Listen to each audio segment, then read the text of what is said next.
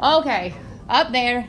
Okay, question one, on this one, remember the order might be different. But this one said sketch the graph given that 2x to the third minus 10x squared plus 12x. So if, again, I'm acting as though this was not multiple choice because your test won't be, then I would talk about end behavior. This is an odd degree. So one's going up, one's going down. And then the term on the front is positive, which means it falls left, rises right. Okay, then I'm going to find my zeros. So I'm going to say 0 equals 2x to the third minus 10x squared plus 12x. I'm going to take out a 2x, x squared minus 5x plus 6. And then this is 0, but then this has to get factored. Okay, a lot of you made the mistake of factoring 6 into 1 and 6, but that one of them has to be negative, which would make that last 6 a negative. That last 6 is a positive, which means that the factors are either 1 and 6 or -1, -6, or 2 and 3 or -2 and -3. And that's the one that works, -2, -3. So then when I set them each equal to 0, I get 0, 2, and 3. Multiplicity of each is 1, which means it's crossing through at each of those. Okay, my intercept for y is 0, 0 as well, so that doesn't really help. 2, 1, 2, 3. Oops, 3. Okay, I know that the left arrow falls and the right arrow rises, and I know it crosses through, crosses through, crosses through. So it should have looked something like that. I am not, for time's sake, on this test, I'm not going to make you find the point in between. So just have your curve go up and down as much as you can. Give me the zeros, give me the y-intercept, graph it with your end behavior. Okay, you probably won't have time to go back and plug in the points in between. If you do have extra time at the end and you want to make sure that you have it going in the right direction, go back and plug in a point. But other than that, I'm not going to make you like we did on the quiz where you had to plug them both in. Nick. Can I move over there? Sure. I'm going to pull that back up too. I'm going to see. That one. All right, so this one said the height of a punted rugby ball is given by, and that should have been a negative. So I'm going to enter it into the calculator, 1/64 x squared plus 13 divided by 32 x plus 2. And I'm going to graph it.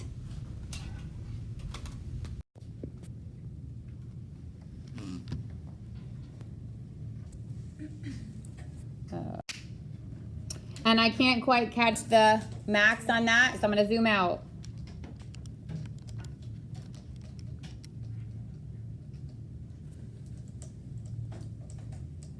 So it says where x is the horizontal distance in feet from the point where the ball is punted. Okay, so it's just telling you that the x values is the distance in feet. How far horizontally is the ball from the kicker when it's at its highest point? So its highest point is your max, which is here. Okay, but we're not talking about the y coordinate anymore. We're talking about the x value because we want to know the horizontal distance. So I'm going to go to second, trace. I'm going to go to my max. I'm going to go do left, which this is left. That's fine where it is. I'm going to go right. I'm going to hit enter. It's going to bring me to the max, which is 13 feet and 4.6 feet. And it wants the horizontal distance, which is that 13 feet. If it had asked for the height of it, or the maximum height, that's when it would be 4.6. Okay, so you got to make sure that you know the difference between the questions. It could also ask you how far from the rugby player does the ball hit the ground, and for that one you're looking for the 0 here. Okay, remember the example that we used on the day, like when we did the football one, it said how high was the football when it was punted. That would be your y-intercept. So you got to think about all the things they could ask you about in terms of a quadratic. All right, this one said use the remainder theorem and synthetic division to find the function value. Verify your answers using another method. So the -8 goes on the outside. I don't change the sign because that is my x. I have the 1 for the x to the third, the -6 for the x to the second, the -5 for the x to the first, and the 7.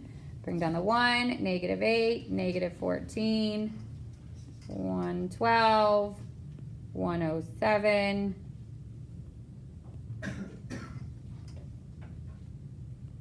Do that right?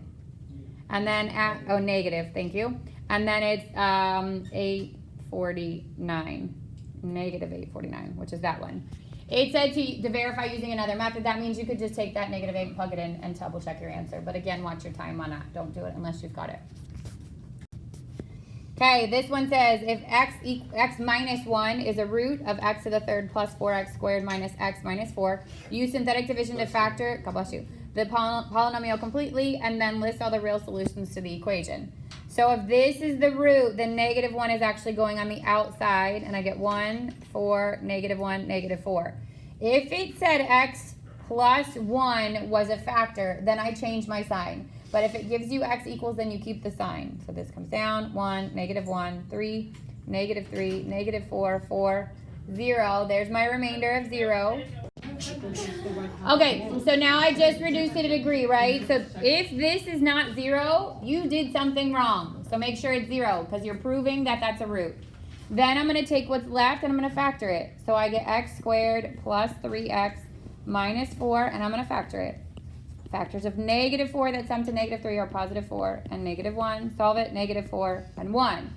So this is where a lot of you got confused because it says factor the polynomial completely and list all the real solutions of the equation. And you looked in this list for just the negative 4 and the 1. You have to account for the very first one that was given. So my zeros are negative 4, negative 1, and 1. The one that they gave you the first time is included in there. And the factor or complete factorization is x plus 4, x plus 1, and x minus 1. You need all of them. If they give you a root, it is part of the complete factorization. If it says find the remaining roots, then you only need the other two. But if it says completely or give all of the roots, you've got to have all of them. And if you FOILed that back out, you should get your question again if you have time.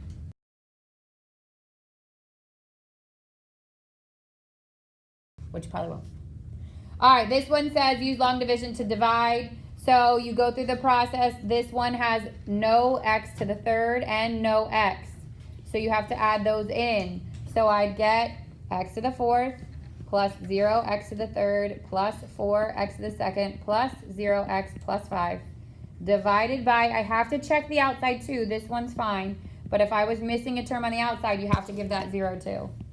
This is x squared, x to the fourth, plus x to the third, plus 4x squared. Change your signs. Cancels, negative x to the third. Cancels, that means it's a 0x squared because you still need the placeholder. And 0x. Go to the next one. This would be negative x. Multiply it out.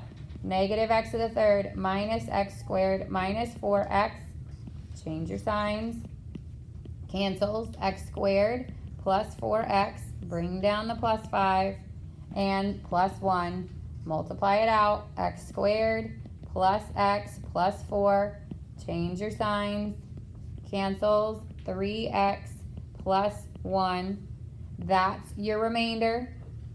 So then I'd get my numerator, which is here, plus 3x plus 1 over the divisor, x squared plus x plus 4.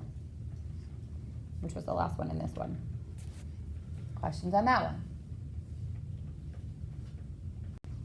Okay, question 6 says select from the following which is the polynomial function that has the given zeros. So remember there's a shortcut with these. If they are opposites, it would be x minus 1 minus root 3 and x minus 1 plus root 3. So if they're opposites, it means they're the same numbers, but the sign in between them is different. The shortcut is to take this one, square it, subtract from it what's underneath the root. So the perfect square shortcut is square the first term, double the product, which would be negative 2x, and then square the last one, and then subtract the 3. So I'd get x squared minus 2x minus 2, and then I'm going to set it equal to f of x because if I don't have the f of x, it's not an equation, which means you'll lose points. So don't forget your f of x. Again, this was multiple choice, so it was there for you. That will not happen tomorrow. What if you did the long one? That's fine. You should get the same answer. Yeah, if you actually multiplied them all out, you should get the same answer. Okay, this one said find the inverse function of g of x equals x to the 7th minus 4. So the first thing you want to do is figure out, can it have it? It's not raised to an even power or an absolute value, so the answer is yes. You replace the g of x with y. You switch the x and the y, and then solve for the new y. And then the last step, f negative 1 of x. Again, if you don't do it, you'll lose the point, so don't do that. And there's your answer.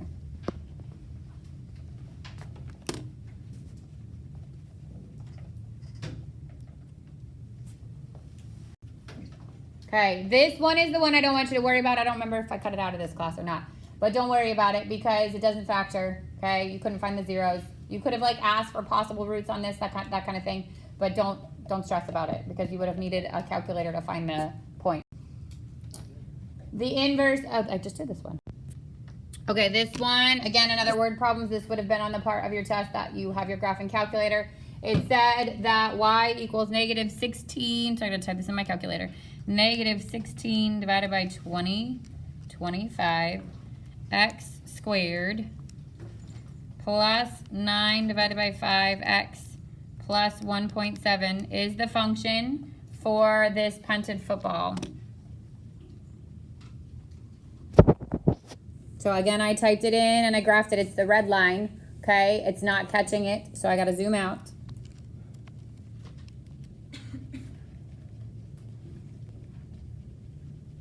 The blue is the first example. The red is the new one.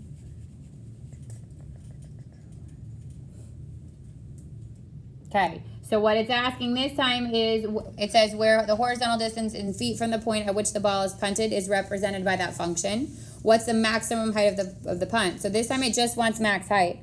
I go second, trace, I go to maximum. Oops, I hit the wrong button. Second, trace, maximum. My arrow close to the max. Oh, there we go. On the left side, on the right side, and hit enter, and it's gonna bring you to the point that says 113.9 and 104. It wants the max value, which is that 104.22. So again, if it asks for the horizontal distance, then it's the x. If it's asking for the max value, then it's the 104. You have to group the fraction. Yep.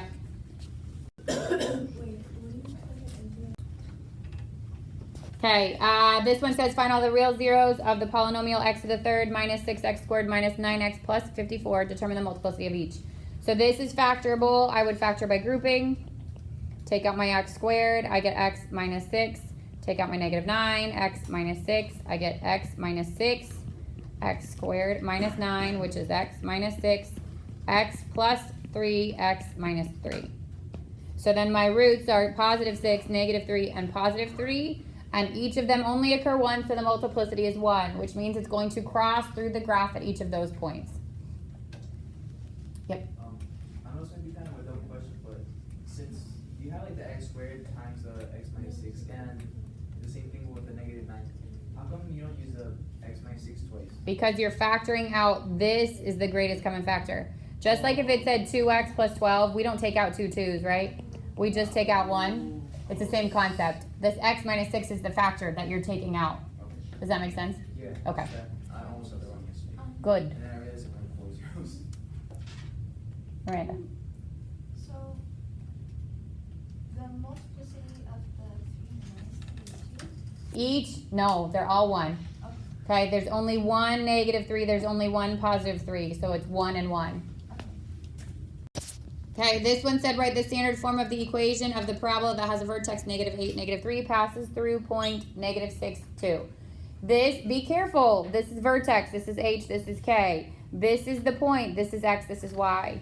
So I get y equals a x minus h. You're going to square it because you're not going to be that person that forgets, so I get to make fun of you.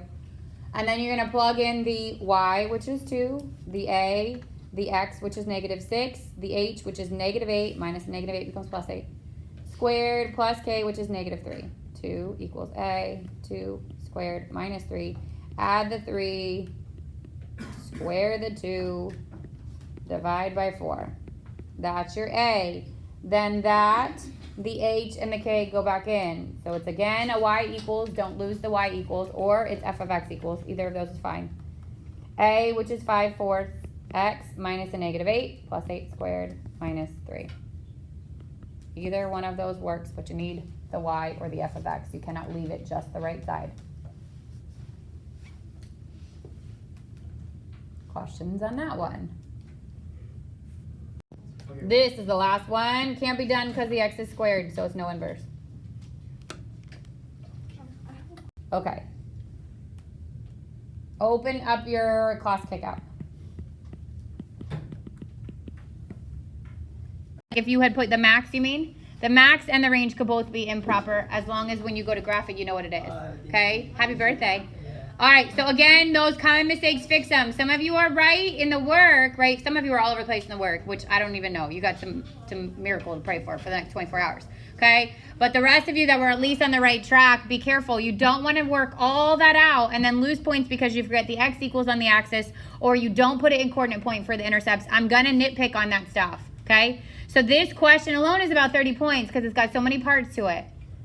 Be careful. And we've been working on these quadratics since the week before last. We've done this exact type of problem with different numbers like 4 or 5 times. So to not know the process is scary. For those to the second one, again, time management might be a thing. So if you're sitting there chitting-chatting, that's one thing. You're not going to do that tomorrow on the test. But if you just worked for 15 minutes and didn't get finished with that question, you've got some practice to do tonight. This one said identify the end behavior. This falls left, rises right because it's odd, but it's positive. For the zeros, you had to factor it out. So you could actually factor this one by grouping. I could take out the x squared from the first two, take out a negative x from the second, negative 8 from the second two, and then group together x minus 2, x squared minus 8. Solve them and I get x equals 2 and x equals plus and minus root 8. If you are listing zeros for me, they better be written as 2 root 2. You need to simplify that. But when you go to graph it, you can approximate like root 8 is a little bit less than root 9, which would be a little bit less than 3. The multiplicity on all of those is 1. Remember that you say it, actually the zeros, I would want them listed. So it'd be written like this. It'd be negative 2 root 2, 2 root 2, and 2, just like that. And the multiplicity is 1. If you leave the multiplicity off, it's implied 1. If there was supposed to be a 2 on one of those, obviously you need to do the 2. Which means that every single one of these is crossed through. None of these bounce. And then the other thing it's going to ask for is the intercept. The y-intercept is 0, 16. So I just said it, but I'll reiterate it again, that when you plot these points, I don't need the point in between unless it's an intercept. So 0, 16 should be here because I already have that point. But I don't need you to give me how far down it goes there. Just approximate, okay? For the sake of time, I just want you to find the zeros, the intercept, and then graph as best you can. If you're unsure, then I would recommend plugging in a point if you've got the time to check to make sure that it's supposed to be passing through. But hopefully you're comfortable enough that you could be able to graph that with just the information that's given. And then the last one, you had to use first of all, you're listing all the possible roots. This was plus and minus 1, 3, 5, 15, 1 half, 3 halves, 5 halves, 12 halves, 1 4, 3 fourths, 5 fourths, 15 fourths, 1 8, 3 eighths, 5 eighths, and 15 eighths. The possible positive and negatives, if you count from the get-go, there's only one sign change. That means 1 positive. If you change your signs and simplify, that's what this one would be. Okay, negative 8x to the third plus 30x squared minus 13x minus 15. And there is 2 sign changes there, which means there are 2 or 0 negative roots. Then you're going to use your graphing calculator. So you're going to start with these, this one and the quadratic ones that you need the calculator, the word problems. You can find that this root is negative 3, and then you're going to use synthetic over here to show that negative 3 is a root by showing 0 is the remainder. And then you're going to take what's left, and you're going to you're going to factor it. You get 4x plus 5 times 2x minus 1, and that gives you the remaining roots. So then all 3 roots would be the negative 3 that was on the graph, the negative 5 fourths, and the 1 half, which is consistent with my Descartes rule. I have 1 positive and I have 2 negative. So there was either 2 or 0, and then there had to be 1 positive. Questions? Yep. Can you go to the second one? Mm-hmm.